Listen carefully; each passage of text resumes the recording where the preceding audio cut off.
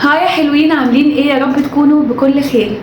الفيديو النهارده انا جايه اتكلم في نقطه بجد نفسي اتكلم فيها من زمان، ويمكن قلت حاجات شبهها قبل كده، بس بجد يعني كل فتره بحس ان انا محتاجه افكركم او اتكلم في الموضوع ده تاني، لانه انا شايفه ان هو سبب قوي جدا من مشاكل كتيره قوي عند كتير مننا الفتره الاخيره.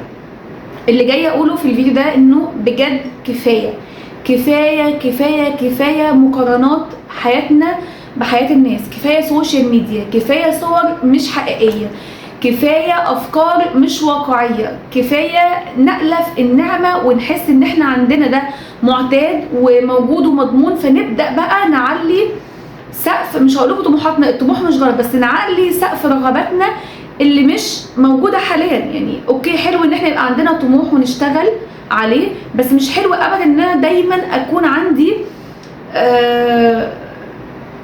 ان انا بألف النعمه، مش ان انا بقدر لا، ان انا بألف النعمه، ان انا يبقى عادي جدا ان انا قاعده في بيت واسع كبير ما شاء الله ومش حاسه غير ان بيتي مبهدل ومكلكل، ان انا يكون عندي لبس كتير ودولابي على اخره ومليان، وان انا اكون مش حاسه غير ان انا بس محتاجه اجيب لبس، ان انا يكون عندي كل حاجه متاحه، ربع اللي عندي ده يتمناه بجد ناس كتير قوي تانية، وانا مش حاسه غير بالمشكله اللي عندي. كفايه وكفايه بقى بجد للبنات وللستات مقارنه شكلكم وجسمكم بالسوشيال ميديا. بصوا، انا واحده كتير منكم عارفين ان انا اشتغلت مذيعه، ففتره ان انا اشتغلت فيها مذيعه دي خلتني اتعامل مع ناس كتير قوي واشوفهم فيس تو فيس عن قرب. يعني معظم الناس اللي انتوا بتشوفوهم على التلفزيون، الناس اللي لا، مش الناس اللي هو مثلا في ناس كتير قوي زي انا، مش الحمد لله مش عامله حاجه في وشي، بس ناس كتير قوي بقى اللي عاملين الفيلرز والحاجات اللي عاملينها كتير قوي في وشهم دي، صدقوني شكلهم في الحقيقه مش زي ما انتوا شايفينه خالص. ومع ذلك انا كردوه كواحده اهو بتاثر كتير قوي، بشوف مثلا على التلفزيون، لا طب انا ما انا لو عملت شفايفي وعملت الفيلر السنه دي هتبقى شفايفي شكلها احلى، يعني اذا كان انا كده شكلي حلو، امال بقى لو عملت سنه الفيلر دي هيبقى شكلي ازاي؟ اكيد يبقى شكلي فظيع.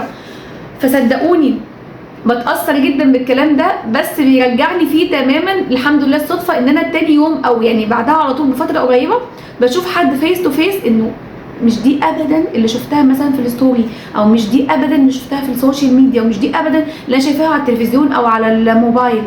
بجد شكلهم في الحقيقه مختلف يا جماعه، صدقوني ما تصدقوش شاشه. انا هنا مش حاطه فلتر، بس اكيد حاطه ميك اب، واكيد انا شكلي في الحقيقه افري داي مش هو انا شكلي انا دلوقتي طالعه في الكاميرا، فطبيعي ان انا مسرحه شعري ومظبطه وشي وجايبه لكم الحته اللي ورايا. الكلام ده انا قلته كتير قوي، الحته اللي ورايا اللي متوضبه من البيت، لان انا مش طبيعي ان انا هطلع لكم بالهدوم اللي مركونه قدامي على السرير، ما هو مش طبيعي ان انا هبقى دي خلفيتي، لا هجيب لكم الباك جراوند او الخلفيه اللي ورايا مكان الى حد ما مقبول ان انتوا تشوفوه، لان انتوا مش طالعين تتفرجوا عليا في الفيديو عشان تشوفوا حاجه متبهدله، بس مش معنى كده ان انا ما عنديش حاجه في حياتي متبهدله، لا عندي حاجات متبهدله.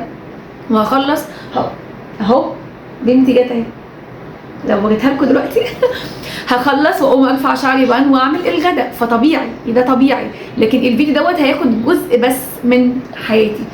كفايه نبدا نشوف الستوريز اللي مش عارفه راح كل قطعه الستيك ولا اللحمه اللي قد ايه اللي ب 15000 جنيه، فيا سلام فظيع والله، طعمها وحش جدا وطعمها مش حلو خالص للناس اللي ما بتحبش طعم اللحمه زيي، طعمها مش حلو، يعني مش في حاجات كتير قوي اقل من كده وفي البيت واحلى. يا حياتي ماما، can you close the door please؟ can you close؟ اوكي، بجد كفايه حياتكم جميله وولادكم جمال وتصرفاتهم جميله ولبسنا حلو وشكلنا حلو وشكلنا حقيقي وطبيعي. بجد كفايه تقارنوا حياتكم بالسوشيال ميديا، وكفايه تبصوا على الجزء اللي ناقص. بجد والله فعلا يعني الموضوع ده هيخليكم مش هتستمتعوا طب اقول لكم على حاجه عبيطه جدا، انا وجوزي دايما الحمد لله بنحبها، ان احنا بنحب لما يعني دايما بنقول لبعض كده، تعرف انا عايزه انام ليه؟ عشان هصحى تاني يوم اشرب كوبايه القهوه بتاعتي. من حاجه بسيطه حاولوا تلاقوا متعه ليكم، حاولوا تلاقوا متعه في ان انتوا تقعدوا تتفرجوا على فيلم حاولوا تلاقوا متعه في ان شايفين في وش صغنونه اهو البنت المبهدله اللي ورا دي، فين مامتها؟ مامتها موجوده. غاليه ستوب نو نو نو نو نو نو نو اهي. اكيد انا لو قصدي ان انا اطلعها معايا في فيديو مش هطلعها بالشكل ده، هلبسها بقى دريس وهسرح لها شعرها وهتبقى جميله، لكن وهي معديه بالصدفه ده اهو حابه تثبت لكم وجهه النظر ده شكلها. فاللي عايزه اقوله لكم بجد، احنا انا ثواني. نعم. فاللي بجد عايزه اقوله في الفيديو ده، حياتنا بجد حلوه وفيها نعم كتيره قوي. اصحوا كل يوم فكروا في الحاجات الايجابيه اللي في حياتكم، صدقوني هتفرق معاكم كتير قوي قوي قوي قوي. وحاولوا تشوفوا كده الناس اللي انتوا بتشوفوهم على السوشيال ميديا دي في الحقيقه، وقولوا لي رايكم ايه. لو هم نفس الناس يبقى انا ما بفهمش حاجه. صدقوني هتلاقوهم شكلهم متغير جدا وجسمهم متغير جدا وبيوتهم مختلفه قوي. وصدقوني احنا كلنا في نعمه نحمد ربنا عليها.